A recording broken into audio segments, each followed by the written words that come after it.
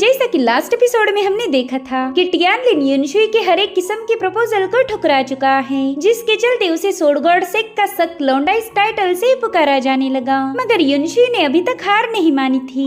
In fact वो तो सोड सेंट पिक पर जाकर कल्टीवेट करने बैठ गई, जो देख टियानलिन को उसके लिए थोड़ा सा बुरा लग रहा था। मगर उसे पता चला कि उसकी लिन फैमिली खतरे में है, तो तुरंत ही अपनी टाउन की तरफ रवाना हो गया, जहाँ पर रास्ते में उसका लियू फैमिली की यंग लेडी रियो से पाला पड़ गया। रियो अपनी चमचे की मदद से टियानलिन को मारना चाहती थी, मगर टियानलिन ने अपने एक ही सोड स्लैश के साथ उसके पावरफुल बंदे को खत्म कर दिया।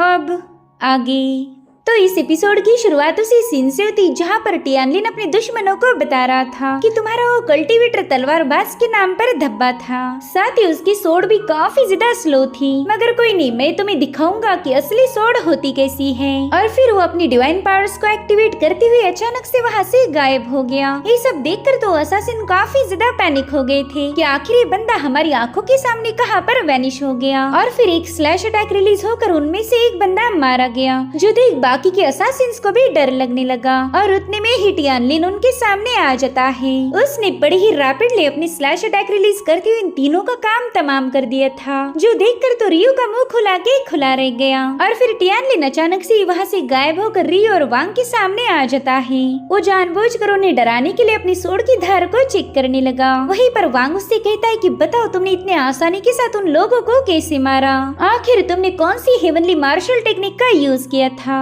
जिस पर टियानलिन अपने कूल अंदाज में कहने लगा कि भला तुम्हारे जैसे लूजर से निपटने के लिए मुझे हेवनली मार्शल टेक्निक यूज करने की क्या जरूरत, तुम्हें बस अपनी सोड से 1 सेकंड के अंदर खत्म कर सकता हूँ। लेकिन वांग को उसकी बातों पर यकीन नहीं हो रहा था। वो कहता है झूठ मत बोलो, मैं अच्छे से जानता हूँ कि तुमने किसी टॉप लेवल की मार्शल आर्ट टेक्निक का यूज किया था, वरना तुम्हारे जैसे स्पिरिट विल रन के तीसरी लेवल के कल्टीवेटर के पास इतनी भयानक पावर कहाँ से आएगी। तुम जिस कल्टीवेशन लेवल पर हो उस लेवल के साथ तुम मेरे असासिन्स को इतनी आसानी के साथ मार ही नहीं सकते। हालांकि टियानलिन उसकी बकवास पर ध्यान नहीं देता। वो उसकी तरफ आगे बढ़ते हुए कहने लगा कि अगर जिंदा रहना चाहते हो तो जल्दी बताओ तुम्हें किसका सपोर्ट है, किसने तुम्हें लिन फैमिली पर अटैक करने का हुक्म दिया था।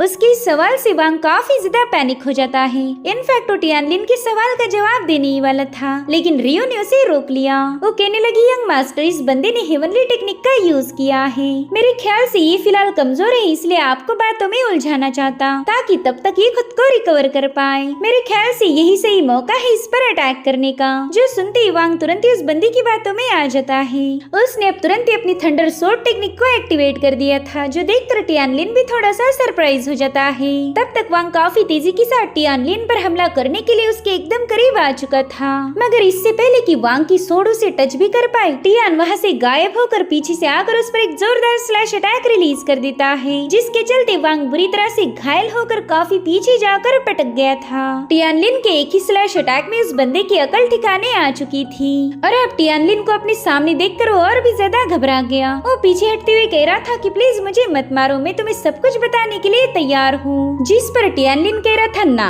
अब काफी ज्यादा देर हो चुकी है। और फिर उसने बड़े ही कूल अंदाज में वांग का किस्सा वहीं पर खत्म कर दिया। ये सब देखकर तो टियानलिन के भाई भी काफी ज्यादा अमेज हो गए। उन्हें समझ नहीं आ रहा था कि उनका भाई इतना रूथलेस कैसे बन गया। जिसके बाद यून सीधे जाकर अपने भाई के गले लग जाता है। वो कहता है मेरे भाई 2 सालों के बाद हमारी मुलाकात हुई, पता है इन 2 सालों में मैंने तुम्हें काफी ज्यादा मिस किया था। टियानलिन अपने भाई से मिलकर खुश तो था, मगर अब उसे अपने पूरे फैमिली की फिक्र होने लगी, क्योंकि वो लगभग 2 सालों से सेक्लूजन में कल्टीवेट कर रहा था। तो अब उसकी पीठ पीछे उसके फैमिली के साथ क्या हुआ ये जानने के लिए वो बेताब है। तो यूनो से बताता है कि यांग और लियू फैमिली ने हमें काफी ज्यादा परेशान किया। जब हमारे मास्टर बुरी तरह से इंजर्ड हो गए, तब यांग फैमिली ने इसी मौके का फायदा उठाते हुए हेड की पोजीशन पर कब्जा कर लिया।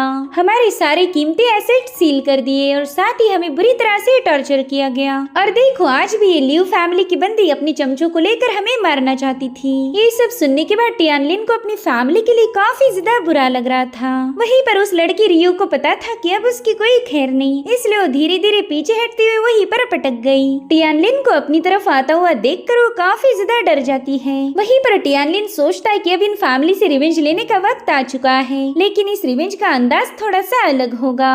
और अब ये लोग अपने घर यानी कि नॉर्थ विंड टाउन में पहुंच चुके थे। साथ ही हम देख पाते कि टियानलिन ने रियो को मारा नहीं, बल्कि वो उसे बंदी बनाकर अपने साथ लाया था। जो देख टाउन टाउन के लोग थोड़े से सरप्राइज हो गए। वो कहते हैं कि लिन फैमिली के पैट्रियार्क को लियू फैमिली के एल्डर ने बुरी तरह से घायल करके उनकी पोजीशन पर कब्जा कर लिया। शायद अब लिन फैमिली उसी का रिवेंज लेना चाहती है, मगर बदला लेना तो लिन फैमिली के लिए इतना आसान नहीं होगा, क्योंकि इनकी सारी प्रॉपर्टी लियू फैमिली के पास जमा है। वेल, इन लोगों की सारी बातें टियानलिन को भी सुनाई दे रही थी। तभी यून अपने भाई से कहता है कि शायद हमने रियू को इस तरह लाना नहीं चाहिए था, इससे तो लियू फैमिली काफी ज्यादा भड़क जाएगी। देखो ना, टाउन के सभी लोग बस इसी बंदी को घूरे जा रहे, जिस पर टियानलिन कहने लगा, रहे ये तो कुछ भी नहीं, मैं तो चाहता हूँ कि लियू फैमिली की और ज्यादा बदनामी हो।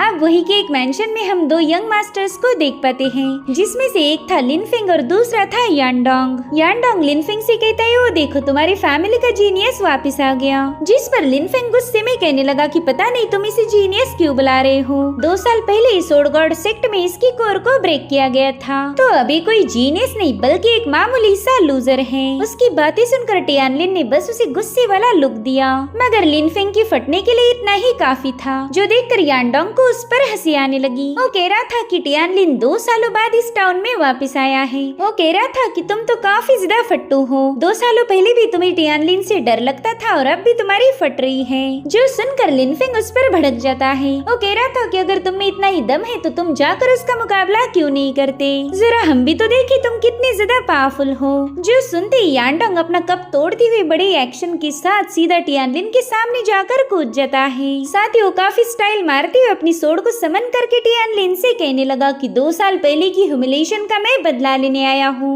अगर दम है तो आओ आकर मेरा मुकाबला करो। यहाँ पर यांडोंग जानबूझकर भारी आवाज निकाल रहा था ताकि वो टियानलिन को डरा पाए। साथ ही साथ अब उसने टियानलिन पर हमला करने के लिए हवा में जंप लगा दी थी, जो देख टियानलिन बस अपनी टिचकी से थोड़ी सी डिवाइन पावर रिलीज कर देता है, मगर उत्तु सी डिवाइन पावर मुंह पर पड़ते ही यांडोंग गोल गोल घूमते हुए सीधा नीचे जाकर पटक जाता है।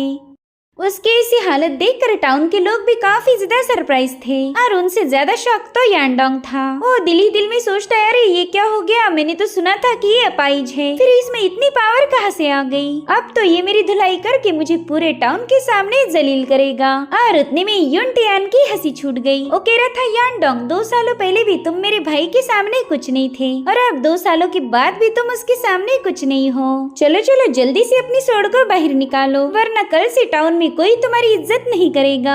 अब यांडोंग को अपनी इज्जत बचाने के लिए कुछ तो बहाना मारना था, इसलिए वो हंसते हुए कहता है कि वो क्या है ना, आज मैंने वाइन थोड़ी सी ज्यादा पी ली, इसलिए मैं अपनी फुल स्ट्रेंथ का यूज नहीं कर पाऊंगा, मगर कल नशा उतरते ही मैं तुम्हारे भाई का काफी अच्छे से मुकाबला करूंगा। मगर वो दिल ही दिल में कह रहा था, बाप रे, ये बंदा तो काफी ज्यादा स्ट्रॉन्ग बन के वापिस आया है। ना बाबा, इससे दुश्मनी लेना मेरी सेहत के लिए बिल्कुल भी सही नहीं होगा।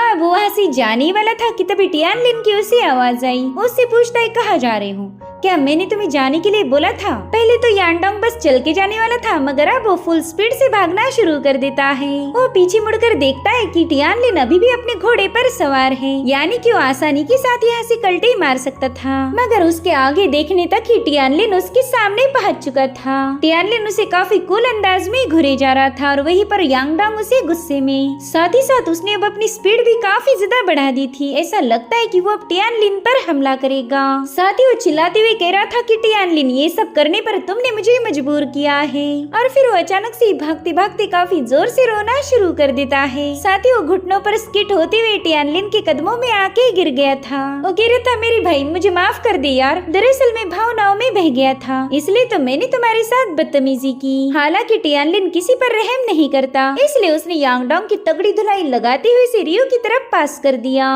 रियो भी उसे घूर कर देखते हुए सोचने लगी कि चलो अच्छा हुआ मुझे एक जोड़ीदार मिल गया, अब तो हम दोनों मिलकर एक साथ ही जलील होंगे। तब तक टियानलिन दोबारा से वापिस आकर बड़ी स्टाइल के साथ अपने घोड़े पर सवार हो जाता है। साथ ही साथ टियानलिन टाउन में अनाउंसमेंट करता है कि जाओ जाकर यांग और लियू फैमिली को बता दो कि अगर वो अपने यंग मास्टर्स को बचाना चाहते हैं तो उन्हें अपने फैमिली की कीमती ट्रेजर्स हमारे हवाले करने होंगे। उनके पास 3 दिनों का वक्त है। अगर इन 3 दिनों में मुझे यांग और लियू फैमिली से कोई रिस्पॉन्स नहीं आया तो मैं खुद ही जाकर उन फैमिलीज को पर्सनली विजिट करूंगा और मेरा विजिट उनके लिए काफी महंगा पड़ सकता है, क्योंकि अगर मैं उनसे मिलने गया तो पूरे क्लैन को उसकी कीमत चुकानी होगी। मैं उन दोनों के क्लैंस को डिस्ट्रॉय कर दूंगा। और अब ये ओपन चैलेंज करने के बाद टियानलिन वहाँ से रवाना हो जाता है। टाउन के सभी लोग काफी ज्यादा सरप्राइज थे। उन्हें अब यकीन था कि शायद उनके टाउन में बदलाव होंगे। अब अगले सीन में हमें लिन फैमिली का मेन हॉल दिखाया जाता है। 2 साल पहले ये हॉल लिन फैमिली के पास था, लेकिन टियानलिन की कोर ब्रेक होते ही यांग फैमिली ने इस पर कब्जा कर लिया। साथ ही साथ वहाँ पर हम 2 एल्डर्स को देख पाते हैं, जो कि यांग फैमिली के हेड को बता रहे थे कि अब लिन फैमिली का एंसेस्टर ज्यादा दिनों तक जिंदा नहीं रह सकता। कल रात ही उसे ढेर सारी ब्लड की वोमिटिंग हुई, शायद अब वो ज्यादा दिनों तक सरवाइव नहीं कर पाएगा। जो सुनते ही लेडी यान काफी ज्यादा खुश हो जाती है। वो कह रही थी कि एंसेस्टर भला कितने दिनों तक जिंदा रहेगा। वो कहती है कि उस बुढ़े की मेरिडियन ऑलरेडी शटर हो चुकी है। साथ ही साथ उस पर हार्ट कोरोडिंग जैसा पावरफुल पॉइजन भी यूज किया गया। अब अगर एलिक्सर का बादशाह भी आकर उसे हील करने की कोशिश करे तो वो भी फेल हो जाएगा। उस बुढ़े का मरना तो कंफर्म है। और अगर सच बताओ तो इस कामयाबी का सारा क्रेडिट मैं आप 2 एल्डर्स को देती हूँ। आपने इस काम में मेरी काफी ज्यादा मदद की थी। आप दोनों की मदद के बिना तो हम कभी भी लिन फैमिली पर कब्जा नहीं कर पाते। खैर अब आपको मेरे हस्बैंड का भी सपोर्ट करना होगा। फिलहाल तो ये लिन फैमिली के हेड बन चुके हैं, लेकिन अब हमें उनके एंसेस्टर की पोजीशन को भी हथियाना पड़ेगा, तभी जाकर हम इस पूरे टाउन पर रूल कर सकते हैं। जो सुनती हो दोनों एल्डर तुरंत ही उस बंदे को रिस्पेक्ट देने लगे। वो कह रही थी कि हम हमेशा आपके साथ हैं। इनफैक्ट पूरी ईमानदारी के साथ हम आपको सर्व करेंगे। अब वो दोनों एल्डर्स वहाँ से जाने वाले थे कि तभी लिन फेंग भागते हुए वहाँ पर पहुँच जाता है। वो कह रहा था फादर मेरे पास एक बहुत बुरी खबर है। साथ ही साथ वो काफी ज्यादा चिल्ला रहा था। उसकी शक्ल देखते ही उसके पेरेंट्स समझ गए कि ये तो डरा हुआ है। तो लिन फेंग का बाप उस पर गुस्सा दिखाने लगा। वो कहता है कि तुम हमारी फैमिली के यंग मास्टर हो, तुमने तो अपना रुतबा मेंटेन रखना चाहिए, लेकिन तुम हो कि पूरे बाजार में चिल्लाते हुए यहाँ पहुँच गए। आगे चलकर तुम ही मेरे सक्सेसर बनने वाले हो। अगर ऐसी हरकतें करोगे तो कोई तुमसे नहीं डरने वाला और ना ही ये पोजीशन तुम्हें दी जाएगी। वहीं पर लिन फेंग की मदर उससे कहती चलो अब आराम से हमें बताओ कि एग्जैक्टली क्या हुआ है। आखिर ऐसी कौन सी कयामत आ गई जो तुम इतना पैनिक हो गए। तो लिन फेंग कहता है फादर मेरे पास एक बहुत बुरी खबर है। दरअसल हमारा पुराना दुश्मन टियानलिन अब टाउन में वापिस आ चुका। जो सुनते ही वो सभी लोग एक सेकंड के लिए काफी ज्यादा शॉक हो गए थे। लिन फेंग की मदर कहती कि हमें उस बंदे से डरने की कोई जरूरत नहीं। मैंने सुना था कि सोड गॉड सेक्ट में 2 साल पहले ही उसकी कोर पूरी तरह से शटर हो गई थी। शायद वो 2 सालों में भी अपनी कोर को रिपेयर नहीं कर पाया, इसलिए उसके सेक्ट ने उसे लात मार के वापिस भेज दिया। सोड गॉड सेक्ट जैसा मशहूर फैक्शन ऐसे लूजर्स को अपने पास नहीं रखता। तभी लिन फेंग कहते ना मदर आप बिल्कुल गलत हो। हमें लगा था कि टियानलिन घायल हो चुका है, लेकिन हम पूरी तरह से गलत थे। दरअसल उस बंदे ने अपनी कोर को ऑलरेडी रिपेयर कर लिया है। मैंने अपनी आंखों के सामने उसकी पावर को विटनेस किया है। उसने यांग डोंग को एक ही मूव में हरा दिया था। साथ ही साथ उसे पूरे टाउन के सामने जलील किया। इतना ही नहीं उसने लियू फैमिली की यंग लेडी रियू को भी कैप्चर किया था। और तो और अब यांग डोंग भी उसके कब्जे में है। इतने से भी उसका दिल नहीं भरा तो उसने पूरे टाउन के सामने ये बात अनाउंस कर दी कि लियू और यांग फैमिली को अपनी कीमती ट्रेजर उसके हवाले करने होंगे, तभी जाकर वो उनके लोगों को आजाद करेगा।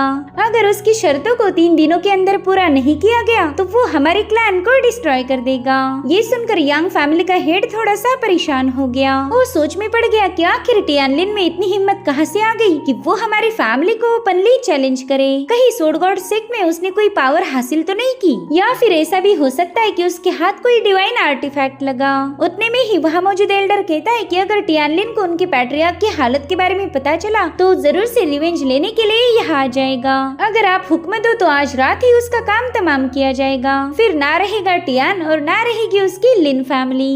हालांकि मास्टर यांग को ये वाली स्ट्रेटेजी बिल्कुल भी पसंद नहीं आई। वो कह रहा था कि टियानलिन को मारने के लिए हमें अपने हाथ गंदे करने की कोई जरूरत नहीं।